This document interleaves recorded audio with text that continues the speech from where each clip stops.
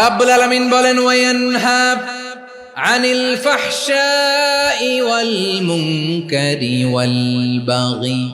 আমি যেমনি তিনটি বিষয়ে আদেশ করলাম, অনুরূপভাবে তিনটি বিষয়ে বারণ করলাম, নিষেধ করলাম। আমার এক নাম্বার নিষেধাজ্ঞা হলো অশ্লীলতার প্রতি। ফাহশা ওয়ায়ানহা আনিল ফাহশা, আল্লাহ তাআলা অশ্লীলতাকে নিষেধ করেছেন। কোন জিনিসকে? সবাই বলুন, কোন জিনিসকে?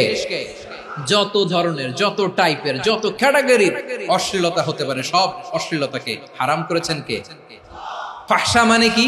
কথায়, কাজে, আচরণে, কমেন্ট, ফেসবুকের কমেন্টসে যত ধরনের নোংরামো আছে, যত ধরনের অশ্লীলতা আছে, এটাকে আরবিতে বলে ফাহশা।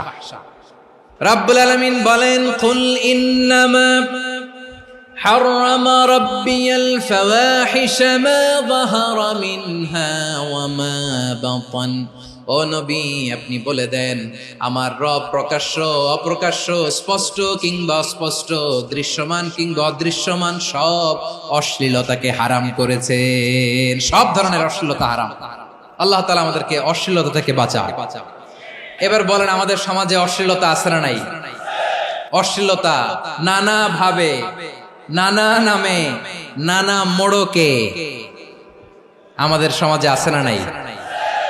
সংস্কৃতির নামে, ফ্যাশনের নামে, বিনোদনের নামে, উপন্যাসের নামে, কনসার্টের নামে অশ্লীলতা আছে না নাই? আপনি দেখেছেন কনসার্টগুলোর অবস্থা? আমাদের তরুণ তরুণীরা, আমাদের যুবক যুবতীরা, আমাদের জেনজিরা, কি অবস্থা ওইখানে? কনসার্টের নামে অশ্লীলতা আছে না নাই? ছেলে মেয়ে একে অপরকে জড়ায় ধরতেছে, একে অপরকে চুমু খাচ্ছে প্রকাশ্যে, দিবালোকে, গণমানুষের সামনে। আল্লাহ তাআলা এই অশ্লীলতা থেকে আমাদেরকে বেঁচে থাকতে বলেছেন। রূপালী জগতের নামে অশ্লীলতা আছে না নাই? এই টার্মটা আপনারা জানেন না? রূপালী জগৎ কি জগৎ? আসলে কি রূপালী জগৎ না অন্ধকার জগৎ? আমার বোনেরা, আপনাদেরকে যে কি বলে তারা বুঝায়, রূপালী জগৎ শুনেই আপনি ভরকে যাবেন না। রূপালী জগতে যে নারী যত বেশি উলঙ্গ, সে নাকি তত বেশি সাহসী। জানেন? বলে এটা একটা সাহসী নারী, খুব সাহসী পদক্ষেপ তার।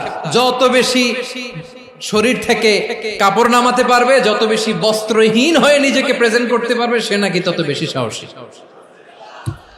আমার চট্টলার ভাইয়েরা, শয়তানের প্রথমে এজেন্ডা ছিল বনি আদমকে বস্ত্রহীন করা।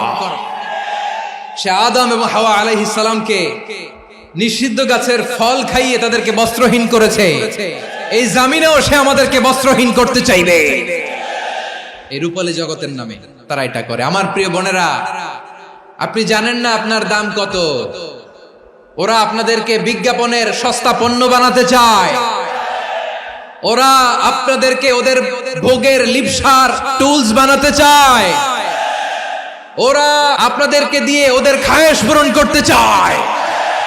এটা আপনাদের জন্য মোটেও ডিগনিটি নয়, এটা আপনাদের জন্য সম্মান নয়। আপনার সম্মান শালীনতায়, আপনার সম্মান হেজাবে, আপনার সম্মান ভদ্রতায়, আপনার সম্মান আপনার ডিসেন্ট পোশাকে। পোশাক বলে দেয় এই নারীটা ভদ্র না অভদ্র। পোশাক বলে দেয় এই মেয়েটা কোন ঘরের মেয়ে। আপনি জানেন না? আপনারা সস্তা পণ্য বানায়, ভোগের পণ্য, বিলবোর্ডে আপনাকে উলঙ্গ করে উপস্থাপন করে। এই অশ্লীলতার সাথে ইসলামের কোনো সম্পর্ক। এজন্য আল্লাহ বলেন, আমি অশ্লীলতাকে হারাম করেছি। অশ্লীলতাকে হারাম করার প্রথম কারণ হলো এর মাধ্যমে মানবতাকে অপমানিত করা হয়। কারণ মানুষের সম্মান মানুষের পোশাকে। মানুষ যখন পোশাকহীন হয়ে যায়, বস্ত্রহীন হয়ে যায়, তার সম্মান কমে যায়। ঠিক কিনা? অশ্লীলতাকে হারাম করার প্রথম কারণ হচ্ছে মানুষ মানুষকে অপমান করে। একটা নারী, সে তো সম্মানিত। নারী যে কত সম্মানিত, নারীর এটা বুঝেই নাই। বিশ্বনবী বলেন, আর দুনিয়া কুল্লুহা মাতা ওয়া খায়রু মাতা'আদ দুনিয়া আল মারআতুস সালিহা। আমার বোনেরা, 5টা প্যান্ডেলে আপনারা এলইডিতে আমার আলোচনা শুনছেন, আমি জানি। আপনাদের এই গর্ভ যে কত দামি আপনি জানেন না। আপনার পেট থেকেই আসবে আগামী দিনের সালাহুদ্দিন আল আইয়ুবী।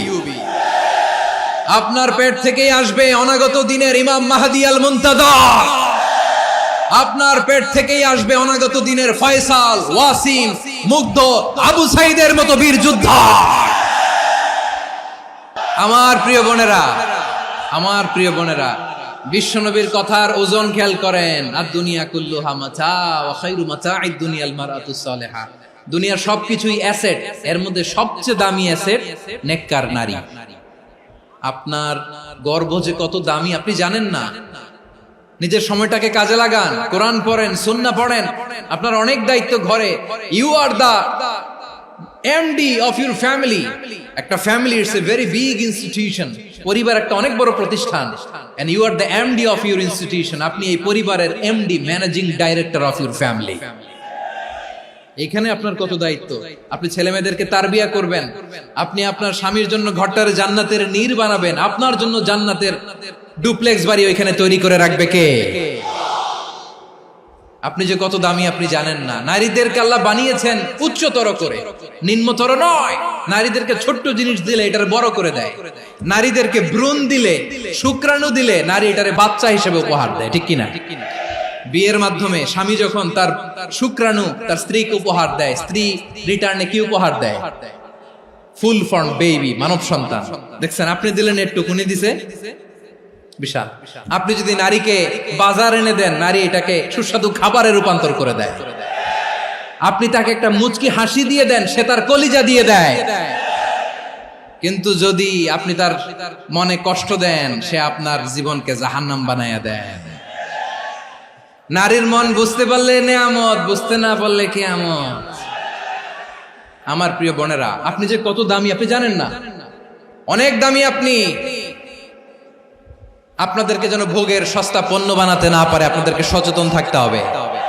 তাহলে কেন আল্লাহ তাআলা এই ফাহশা, অশ্লীলতাকে হারাম করলেন? এক নাম্বার, এতে হিউম্যান ডিগনিটি কমে। দুই নাম্বার, এতে মানুষের অধিকার নষ্ট হয়। আপনি বিয়ে করেছেন, এরে পরকিয়া করেন, ওর সাথে এরকম আছে না নাই?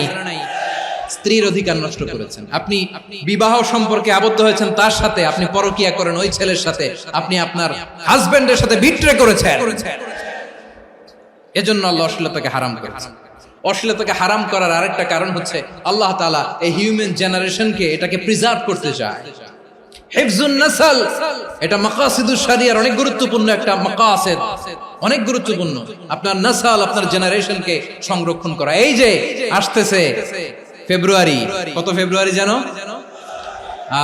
এটা কি বিশ্ব ভালোবাসা দিবস? হ্যাঁ, কি দিবস? এই বিশ্ব ভালোবাসা দিবসের সাথে মুসলমানদের কোনো সম্পর্ক নাই। আমার প্রিয় ভাইরা, এই যে আপনি অবৈধ সম্পর্কে জড়ালেন, কেন আল্লাহ অশ্লীলতাকে হারাম করেছে দেখেন। বলতেছিলাম যে এটা আপনার নাসল, আপনার জেনারেশন, আপনার লিনিয়েজ, আপনার বংশকে প্রিজার্ভ করা। কে কার বাবা, কে কার মা, বাবা মা জানা, প্রজন্মকে প্রিজার্ভ করা, এটা ইসলাম ওয়াজিব করে দিয়েছে। এই যে অবৈধ সম্পর্কের কারণে, বিশ্ব বেহায়া দিবসের কারণে, এগুলোর আউটকাম, আউটপুট হিসেবে মাঝে মাঝে এই ঢাকা মেডিকেলের ডাস্টবিনে নবজাতকের বাচ্চার কান্নার আওয়াজ শুনতে পাওয়া যায়। চট্টগ্রাম মেডিকেলের ডাস্টবিনে নবজাতকের কান্না শুনতে পাওয়া যায়। বীর চট্টলার মুসলমানেরা বুঝতে পারলে আওয়াজ করে বলেন, এই যে চট্টগ্রাম মেডিকেলে যে নবজাতকটা পাওয়া